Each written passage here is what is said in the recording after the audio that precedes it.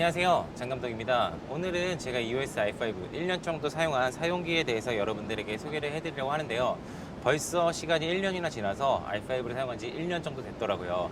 최근에는 100에 500 렌즈까지 추가를 해서 광각이나 망원 다양하게 여러 가지 렌즈를 사용을 하면서 장단점들을 많이 느꼈어요. 그래서 여러분들께 그거를 하나씩 소개를 해드리겠습니다. 자, 우선 사진에 대해서 간략하게 설명을 드릴 텐데요. EOS i5는 비디오 카메라가 아니라 사진기죠. 그래서 저도 사실 i5를 구매를 할 때 8K나 4K 60프레임, 4K 120프레임 이런 영상 쪽에 있어서도 비중이 있었지만 사진에 대해서 굉장히 비중이 있었어요. 최근에 제가 100에 500까지 렌즈를 추가로 구매를 하면서 광각에서부터 망원까지 다양한 라인업을 이뤘는데요.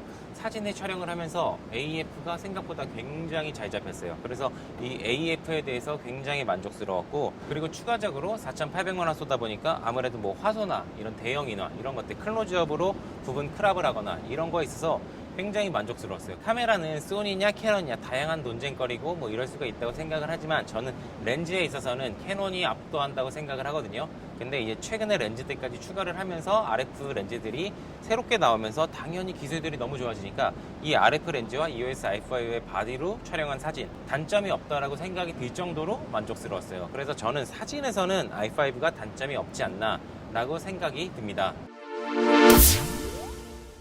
자, 이제 영상에 대해서 이야기를 해볼 건데 EOS i5는 영상에 대해서 장단점이 좀 나뉜다고 생각을 해요. 장점만큼 단점도 굉장히 많고 많은 분들께서 이슈가 있었던 이유기도 하고요. 그래서 EOS i5 1년 동안 사용했었던 비디오 카메라로서 장단점을 말씀을 드리겠습니다.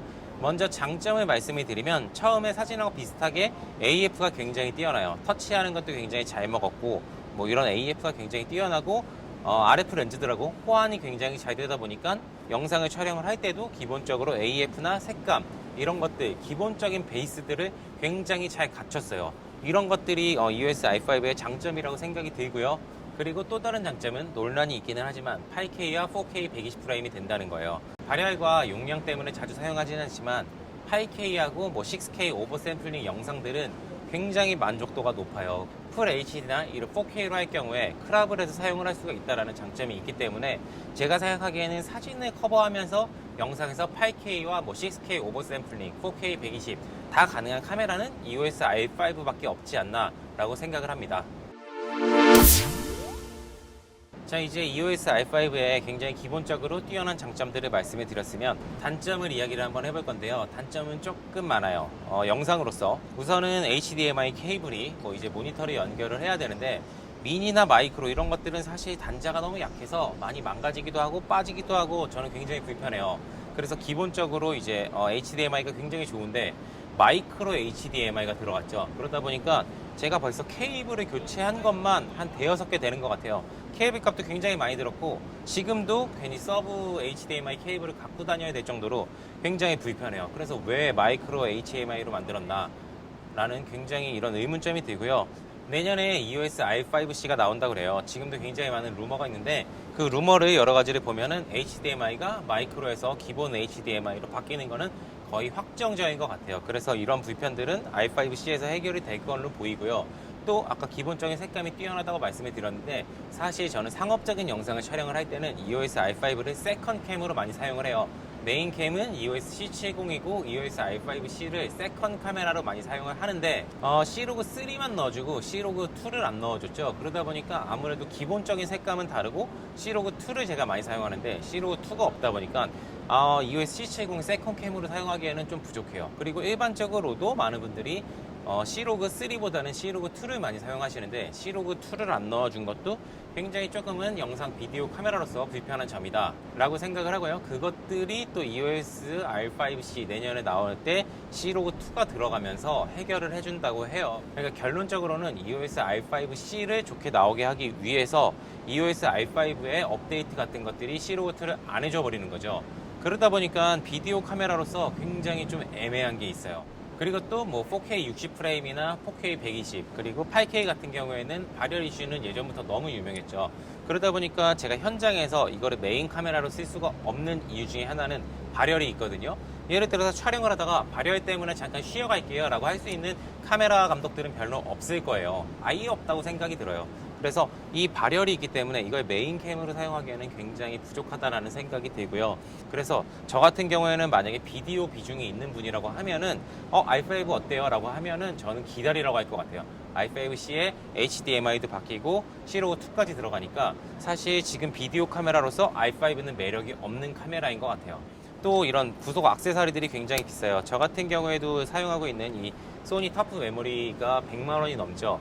그러다 보니까 메모리 카드를 한 개 갖고 있는 사람은 별로 없을 텐데 두 개, 세 개를 사용하기에 100만 원이 넘는 이런 메모리, 그리고 이거를 사용했을 때 리더기도 별도로 있어야 되는데 이런 것들 액세서리들이 굉장히 비싸서 사실 i5를 구매를 하면은 사실 한 1000만 원 정도는 진짜로 기본적으로 생각을 해야 돼요. 근데 1000만 원 정도 생각을 해서 구매한 카메라에 뭐 C.2도 없고 HDMI도 마이크로고 이런 것들에 있어서는 여러분들께 굉장히 단점이지 않을까라고 생각이 들어요.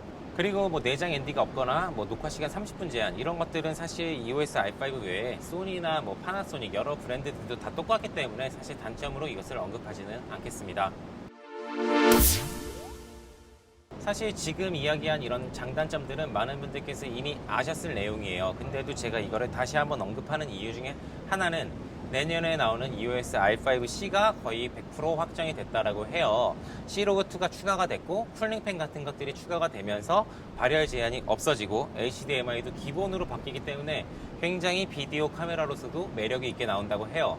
저 같은 경우에도 R5C를 구매를 해서 R5랑 교체를 할 건데요. 당연히 중요한 거는 비용이 어느 정도냐겠죠. 뭐 사실 비용이 너무 높아버리면 구매를 하는 것도 좀 더 망설이고 뭐 C70 같은 비디오 카메라를 전문적으로 드리는 걸 더 고민을 할 수 있을 것 같은데 우선 기본적으로 업데이트된 내용들은 i5의 단점들을 다 보완을 하고 추가적으로 뭐 기능들이 나온다고 하니까 굉장히 저도 기대하고 있고 내년에 나오면 바로 구매할 생각입니다. 오늘은 EOS R5 1년 동안 사용한 이야기에 대해 해봤는데요.